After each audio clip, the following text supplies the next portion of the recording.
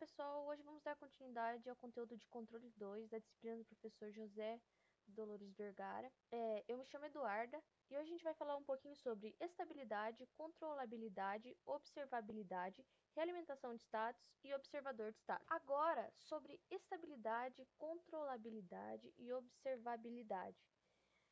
A partir desses conceitos, as propriedades e as condições, a gente consegue definir se existe uma solução completa para um projeto de um controle de um sistema. Mas por que surgiu esses outros dois conceitos de controlabilidade e observabilidade? Porque mesmo quando havia o cancelamento perfeito dos polos instáveis, era observado que alguns sistemas eles ainda permaneciam instáveis. Eles começaram a observar um padrão. Os modos instáveis, eles não eram afetados pela entrada de controle, pelos sistemas incontroláveis, e eles não eram visíveis na saída também, eles não podiam ser medidos. No caso, eles não eram observáveis. Agora vamos para o conceito de controlabilidade. Definição. Um sistema é dito controlável se existir um valor de entradas UDT sem restrições que possam transferir estado inicial x de t0 para estado final x de tf no intervalo finito de tempo. Basicamente é assim, eu consigo, a partir de um sinal de entrada, pegar o meu estado inicial e levar ele para qualquer outro estado, para qualquer estado final. Mas como a gente faz isso? A gente tem aqui o nosso modelo de espaços de estados tradicional que a gente conhece, e a gente tem aqui a nossa matriz de controlabilidade, tá? Qual que é o primeiro passo? O primeiro passo é calcular o polinômio característico do sistema. Então, assim, para eu calcular o meu polinômio característico, eu calculo ele assim pela minha matriz A, né? E depois disso, a gente vai montar a nossa matriz de controlabilidade. A nossa matriz de controlabilidade, que é essa representada pela letra C, ela sempre vai ter 1 grau a menos do que o nosso polinômio. Então, ela sempre vai ser AN-1B, tá bom? E por fim, a gente vai calcular o posto da matriz C. Mas o que é um posto matricial? O posto nada mais é do que a característica de uma matriz. É o número de linhas não nulas que uma matriz tem, quando ela é escrita em forma escalonada. Basicamente é isso. Como que eu vou saber se meu sistema é ou não controlável? Tem ou não controlabilidade? É só ver se o posto de C é igual a N. Se ele for igual a N, então o meu sistema é sim controlável. Sobre observabilidade, vamos lá. Definição. Um sistema é dito observável se todo e qualquer estado inicial, x de t0, pode ser exatamente determinado nas medidas y de t no intervalo de tempo finito, t menor que tf, maior do que zero. Basicamente, o sistema ele é completamente observável se todos os estados afetam cada elemento no meu vetor de saída. Então, todos os meus estados têm que afetar todos os elementos no meu vetor de saída. Então, a observabilidade, para calcular ela, eu vou calcular ela do mesmo jeito que eu fiz antes, tá? Com controlabilidade. Eu vou considerar aqui o meu modelo de espaço de estados padrão, normalzinho aqui. E agora, ao invés de ter uma matriz C, eu vou ter uma matriz O.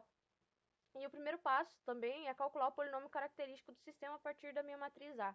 Vou montar minha matriz de observabilidade aqui e depois vou calcular o posto da minha matriz O. Só que agora é um pouco diferente. Se o meu posto é igual a N, o meu sistema não é controlável, né? Ele é observável, porque a gente está calculando a observabilidade, não a controlabilidade. Beleza? Bom dia, meu nome é Fernanda e eu vou falar sobre realimentação de estados.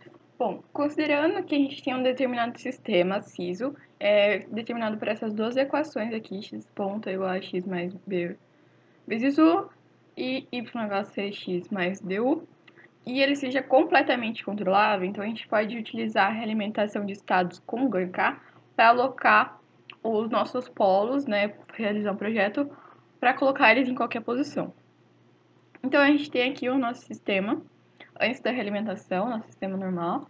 E aqui a gente tem a planta do nosso projeto com uma realimentação de -K. Então, para realizar a alocação desses nossos polos, a gente utiliza 5 passos.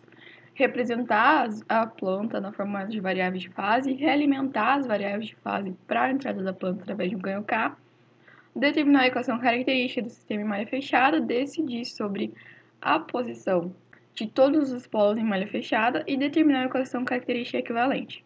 E também igualar os coeficientes de mesma ordem das equações e resolver K. Eu já vou colocar um exemplo para a gente poder aplicar na prática para ficar mais fácil e rápido. Então, a gente tem aqui a nossa planta GS igual a 100 vezes S mais 10 dividido por S vezes S mais 3 vezes S mais 12.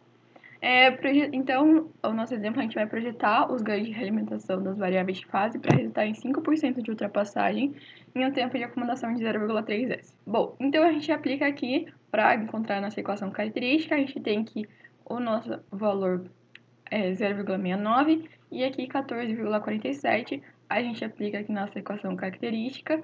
Para anular aquele nosso S mais 10, a gente multiplica a equação característica por S mais 10.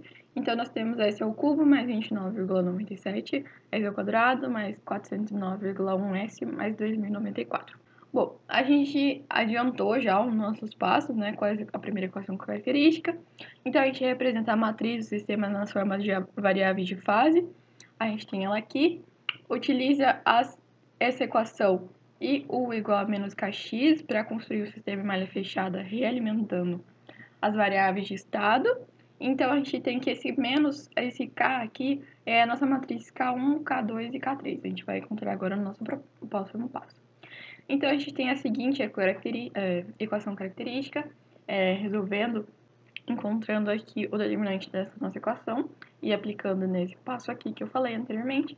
E a gente tem essa equação característica, igualando aquela equação que a gente teve lá no primeiro passo, a gente pode encontrar, então, os seguintes coeficientes para cá, que é 2094, 373,1 e 14,97. E aí, pessoal, tudo certo? Eu sou o Gabriel e vamos falar um pouquinho sobre estimação de estados ou observação de estados, tá? Dado um sistema que a gente conheça a entrada e a saída e também o modelo, a gente pode desconhecer um dos estados, tá? Um ou mais deles, né?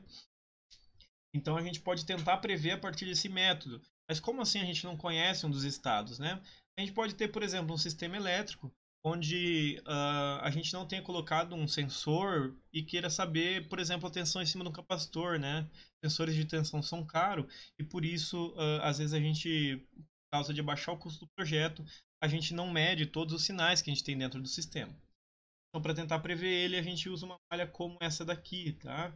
Então, em cima a gente tem uma malha normal, né? A gente tem X aqui, então a gente vai ter a X mais BU, né? Nesse sinal aqui.